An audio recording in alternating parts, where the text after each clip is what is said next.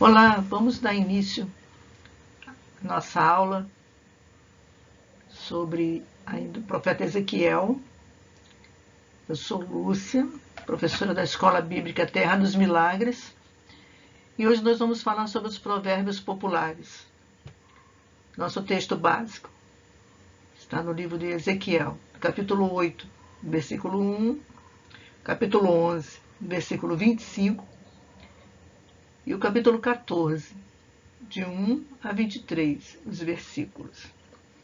Nosso texto devocional, Salmo 111, versículo de 1 a 10, e o nosso versículo-chave se encontra no Evangelho segundo Mateus, no capítulo 12, versículos 36 e 37, onde Jesus nos diz assim: Eu lhes digo que, no dia do juízo, os homens haverão de dar conta de toda palavra inútil que tiverem falado, pois por suas palavras vocês serão absolvidos, e por suas palavras serão condenados.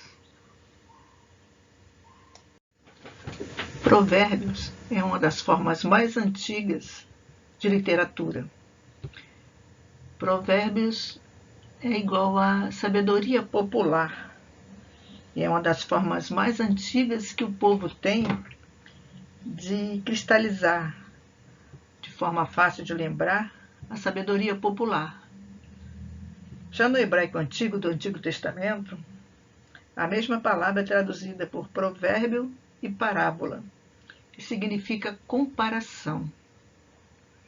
E na Bíblia, o provérbio é usado para ensinar e satirizar.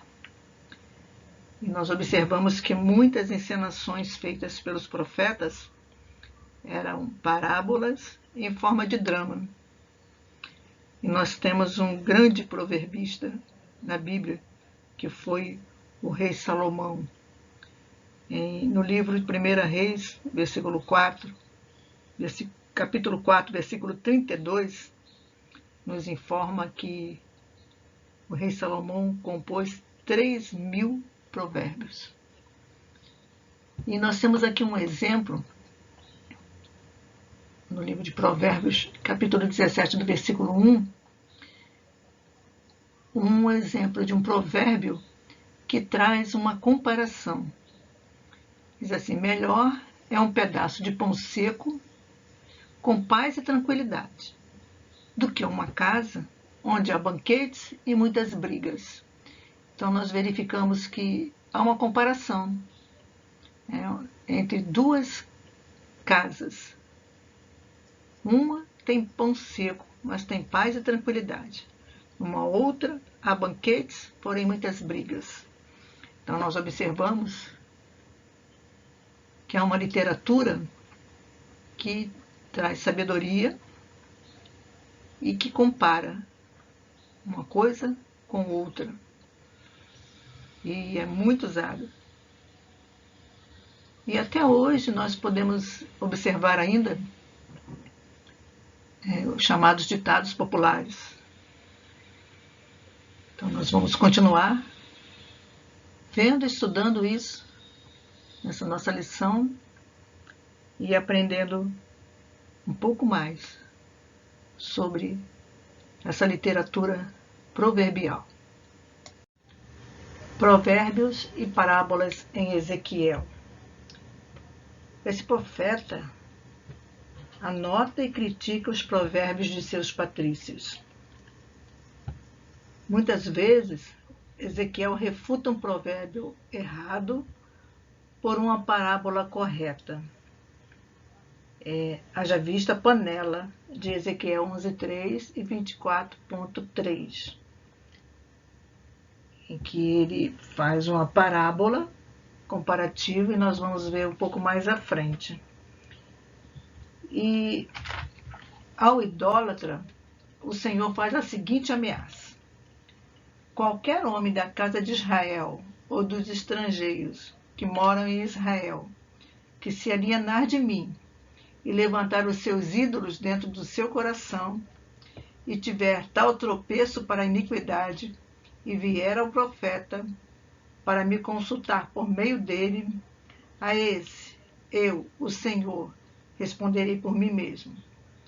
Voltarei o rosto contra o tal homem e o farei sinal e provérbio e eliminá-lo-ei do meio do meu povo. Está registrado em Ezequiel capítulo 14, versículo 7 e 8, versículo 17, capítulo 17, no versículo 2. E é interessante que os ouvintes de Ezequiel achavam muito intrigante esse método de ensino.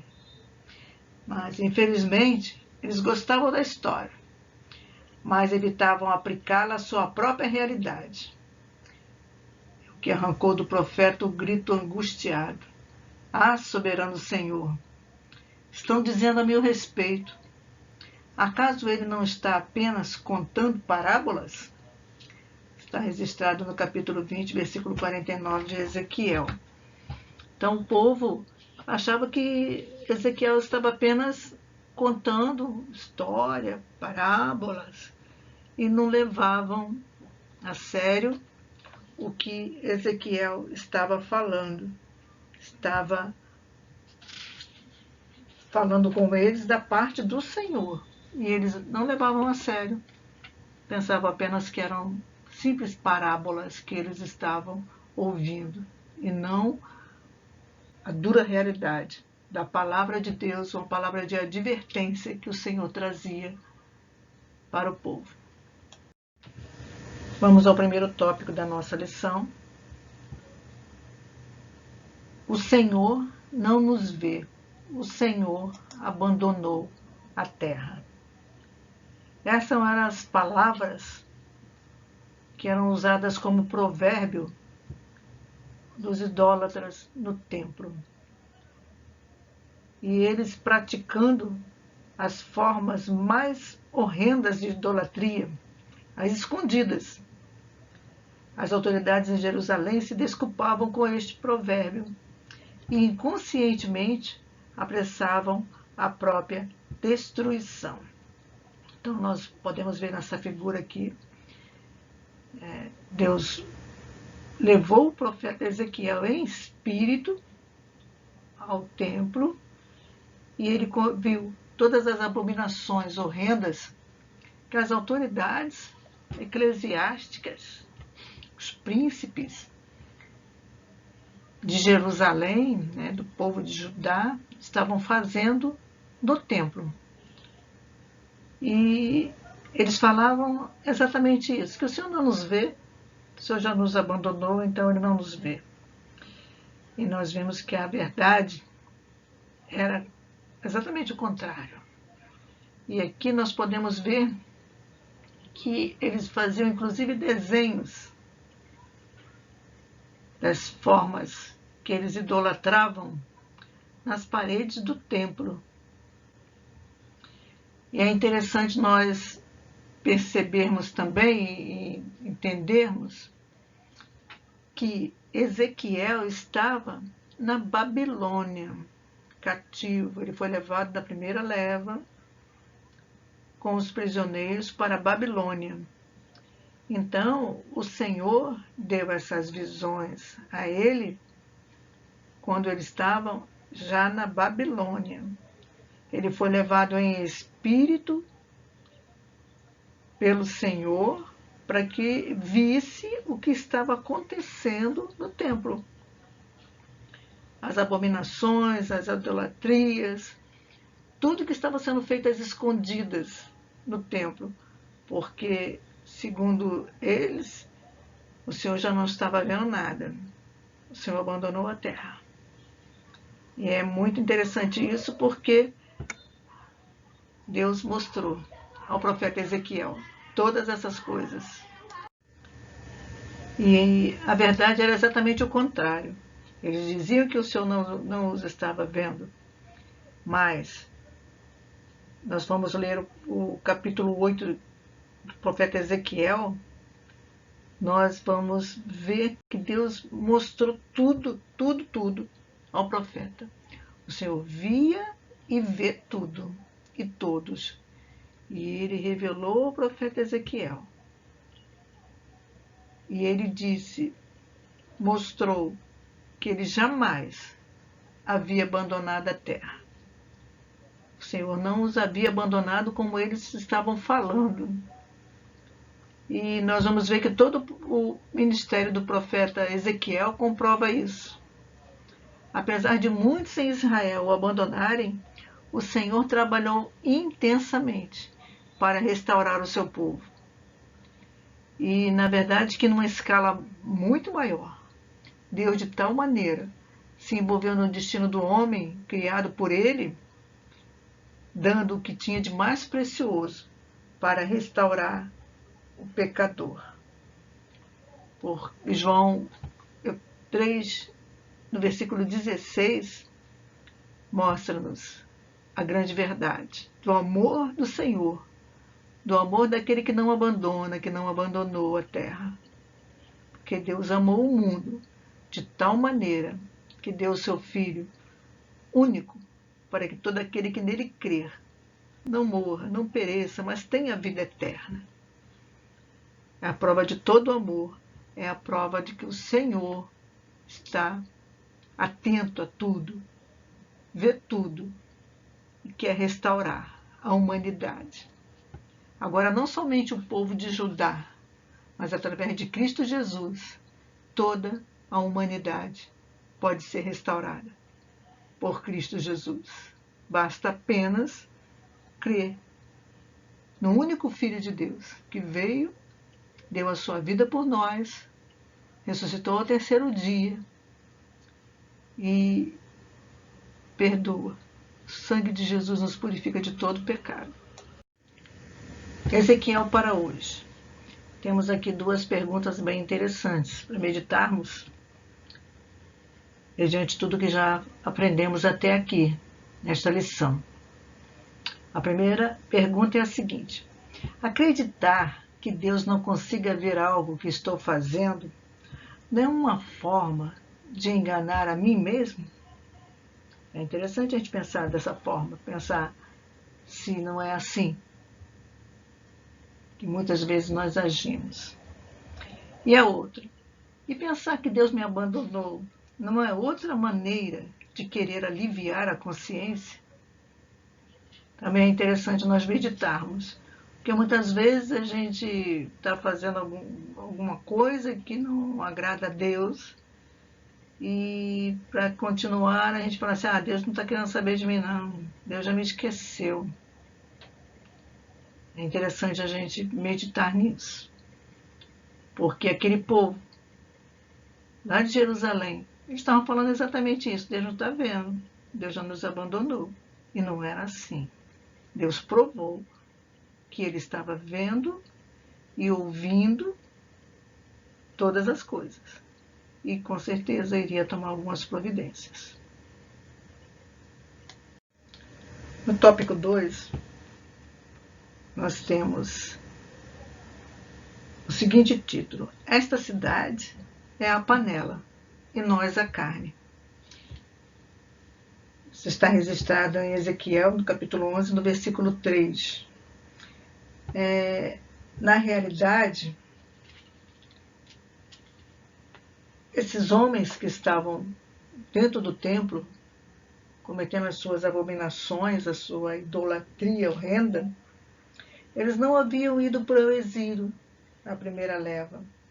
Então, eles presumiam-se e que estavam numa posição favorecida. E soberbos, eles achavam que eles eram a carne. E como a panela protege o seu conteúdo das chamas, então Jerusalém iria protegê-los do ataque da Babilônia. E é muito interessante isso, né? Então eles se consideravam imunes aos ataques do invasor. Achavam que eles mesmos conseguiriam defender a cidade. Mas o que há de errado nessa atitude deles? É que com essa atitude de soberba, eles estavam exibindo a indiferença total aos pecados pelos quais Deus entregaria a cidade nas mãos dos babilônios. A proteção dela dependia do arrependimento, do abandono da idolatria, dos assassinatos, das injustiças. Eles precisavam parar com isso.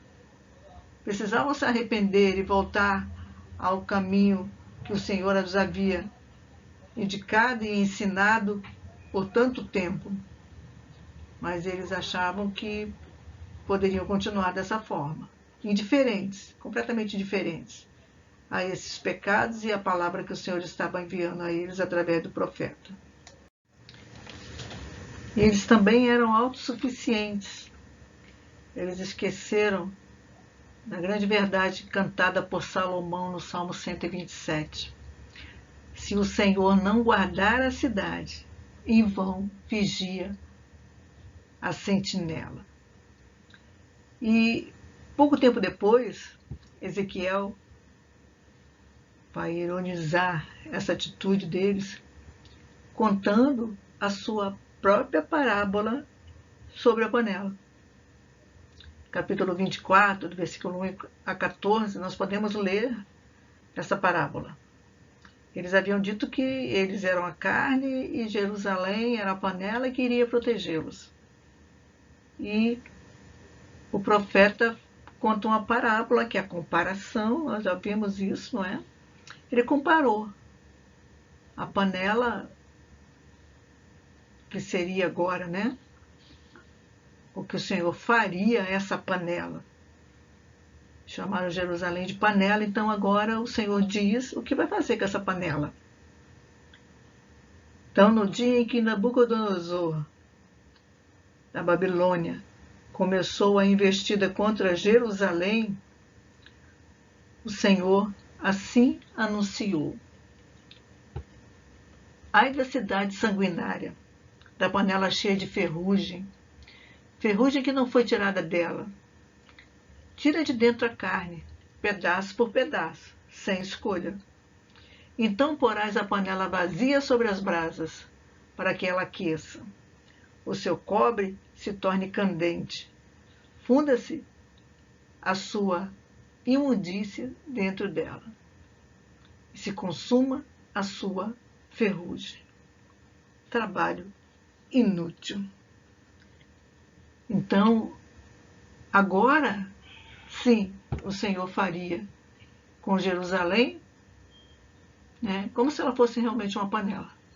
Estava colocando no fogo ardente de sua ira.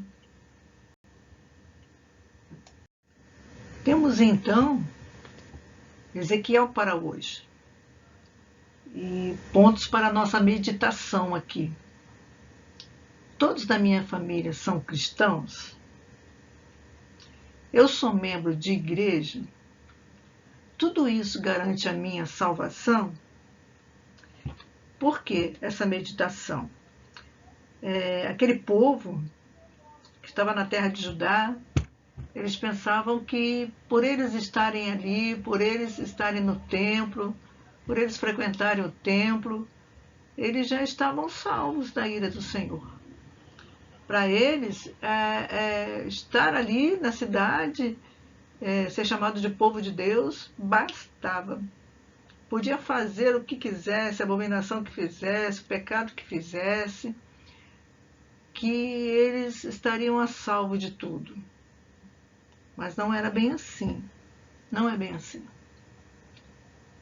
Porque o Senhor, Ele cobra, né? Ele quer obediência, Ele quer adoração somente a Ele, Ele quer santidade. Então não adianta tão somente frequentar uma igreja. É preciso que esteja obedecendo a palavra de Deus, porque a salvação não está garantida. Como diz aqui, Deus não tem netos.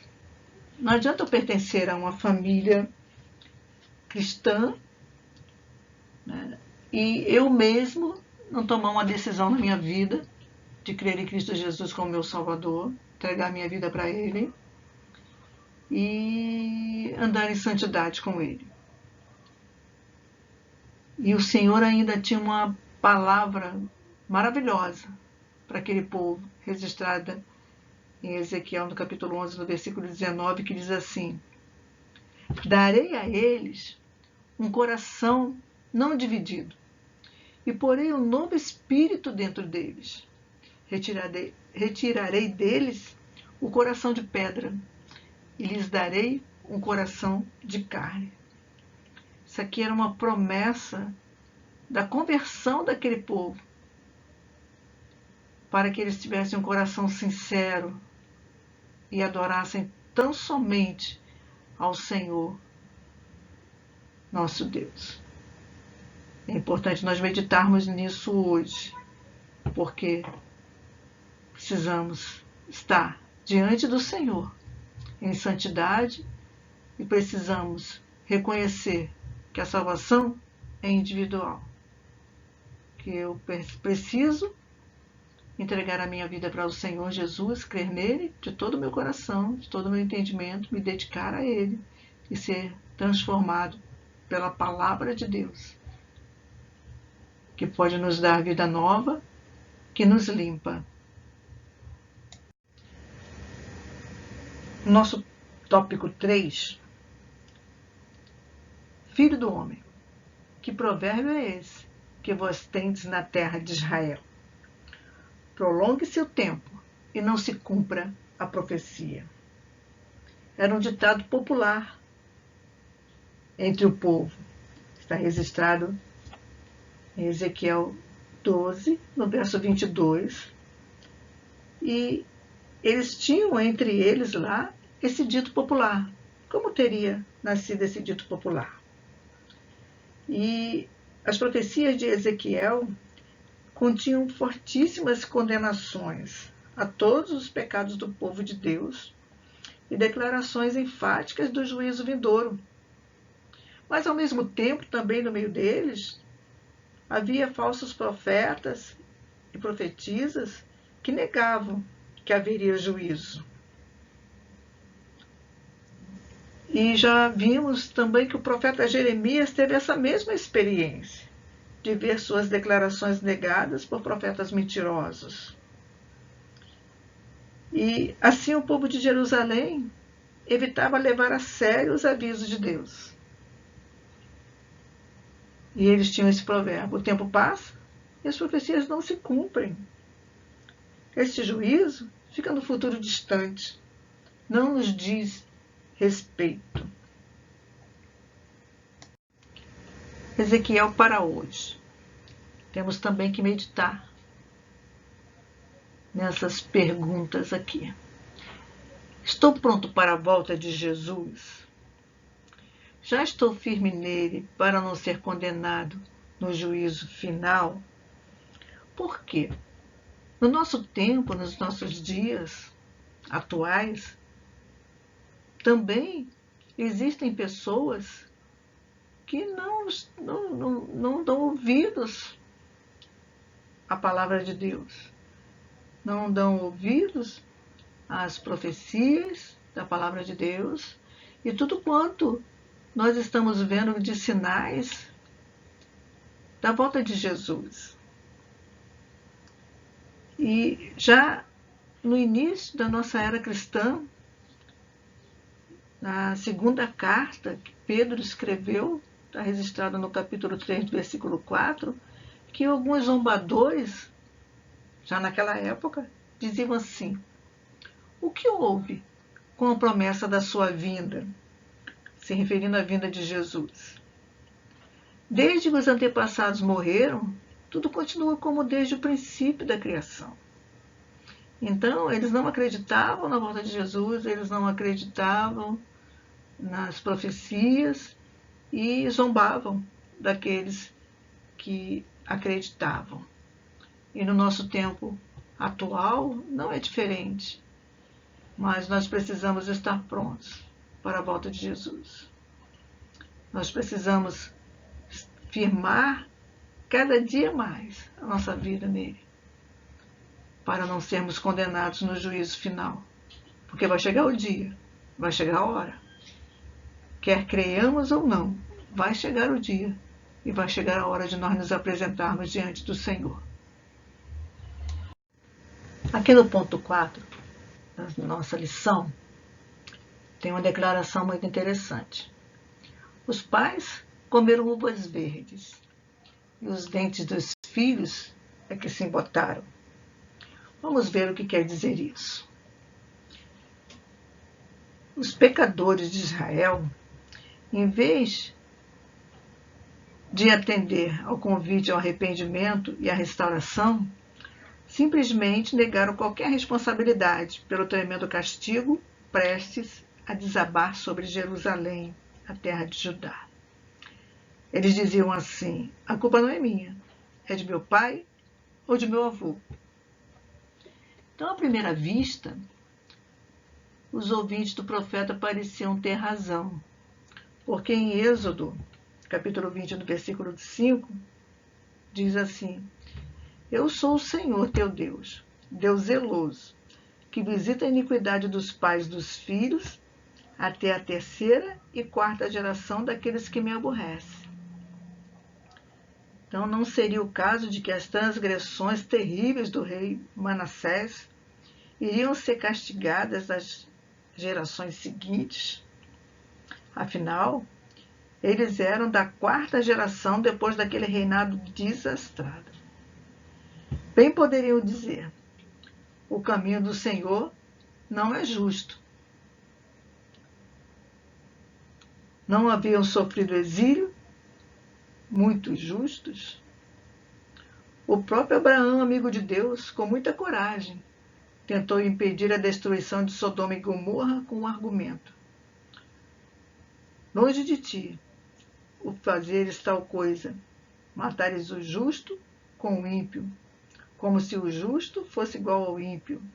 Longe de ti, não fará justiça o juiz de toda a terra? Está registrado em Gênesis, no capítulo 18, versículo 25. É verdade também que Deus trata com nações, cobrando-lhes a obediência. Nós vemos vários profetas aqui condenando as nações: Amós, Jeremias, o próprio Ezequiel, o Jeremias também, falando às nações do juízo de Deus. E o próprio profeta Daniel se identifica com o seu povo, confessando o pecado e orando por ele. Neemias orou pela mesma maneira, para que Deus perdoasse o pecado da nação, do povo, na sua totalidade, como nação. E eles pensavam dessa forma, eles estavam pensando como povo somente, como povo. Eles não estavam pensando numa responsabilidade individual. E desde o início da aliança de Deus com o seu povo, ele garantia que o arrependimento levaria à restauração. Mas eles não estavam dando ouvidos a isso. Não estavam dando os ouvidos a isso. Por outro lado, Deus também trata com indivíduos. Deus trata com indivíduos. Está registrado em Romanos, no capítulo 14, no versículo 12, cada um de nós prestará conta de si mesmo a Deus. Então, os tratamentos diferentes com o povo todo ou com o indivíduo não são irreconciliáveis. Nos dois casos, a graça de Deus garante a restauração após confissão e arrependimento. Então, tanto quanto a nação, todo o povo, precisa reconhecer os seus erros, os seus pecados, a sua desobediência a Deus, e para que haja o arrependimento, porque isso leva à restauração da nação, assim também como individualmente, com cada indivíduo. Deus trata também com cada indivíduo, cada um tem a sua responsabilidade. Deus trata com o indivíduo. cada um de nós prestará contas de si mesmo a Deus. Não há desculpas, não há como fugir da responsabilidade. A responsabilidade é individual e é coletiva. Precisamos atentar a isso, para não darmos também desculpas dizendo que todo mundo faz. Não é bem assim. Cada um tem a sua responsabilidade. Temos aqui o Ezequiel para hoje, com duas perguntas para nós meditarmos. Até que ponto posso culpar meus pais e antepassados por meus erros e pecados? O ser humano tem a tendência de encontrar desculpas para justificar seu comportamento. Nosso ponto 5 também é uma declaração que está em Ezequiel, capítulo 37, no verso 11. O povo dizia assim: nossos ossos se secaram e nossa esperança desvaneceu-se. Fomos exterminados. E eles já estavam tomados por um desespero tão grande que se esqueceram das promessas e dos propósitos de Deus.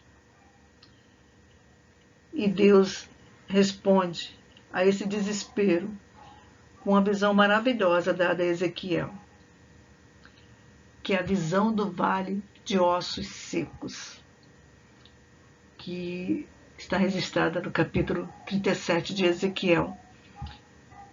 Uma visão extraordinária, em que Deus leva Ezequiel a um vale de ossos sequíssimos. E ali fala para o profeta profetizar sobre aqueles ossos. E esses ossos se transformam, ganham vida, e é levantado um grande exército. Um grande exército. E o que é essa visão? É interessante que você leia esse capítulo todo para que você entenda essa visão extraordinária. Era uma promessa maravilhosa que o Senhor estava dando, de uma esperança renovada. Era a promessa de que a nação renasceria. E eles precisavam confiar nas palavras dessa profecia para terem essa esperança renovada.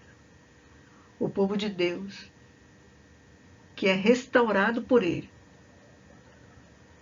nunca pode ser exterminado. E essa visão dada ao profeta Ezequiel é uma das passagens mais lindas da Escritura Sagrada. É uma das passagens que são mais pregadas nos púlpitos, nos estudos. E por quê? Porque traz essa verdadeira esperança, que o povo estava precisando dessa esperança. Então, mais uma vez, nós vimos aqui que Deus vê, que Deus sabe todas as coisas, e que Deus não abandona o povo, não abandonou e não abandonará o seu povo. O Senhor tem sempre uma palavra de esperança para todos nós, sempre. Nós chegamos então à conclusão aqui do nosso estudo e podemos ver que os provérbios errados de antigamente e de hoje são um alerta para nós. É muito fácil ter a mente corrompida pelo que todo mundo diz. É por isso que nós falamos já desde o início da lição, que é necessário ver e comparar tudo o que nós ouvimos como provérbio, como sabedoria humana, como sabedoria dos povos. Nós precisamos comparar, fazer uma comparação com a palavra de Deus para ver se o que está sendo dito está de acordo com a palavra de Deus, está de acordo com a verdade contida na palavra de Deus. E em 1 Tessalonicenses, capítulo 5, versículo 21, nos deixa aqui um exemplo. Ponham à prova todas as coisas e fiquem com o que é bom. E temos mais 4 leituras aqui interessantes para que nós possamos fazê-la. Colossenses 4, no versículo 6, Efésios 4, no versículo 29, Malaquias, no capítulo 3, versículo 16 e 17, e Colossenses, versículo 3, Colossenses, no capítulo 3, versículo 16. É necessário fazer essas leituras para que fique um bom entendimento daquilo que o Senhor tem para cada um de nós.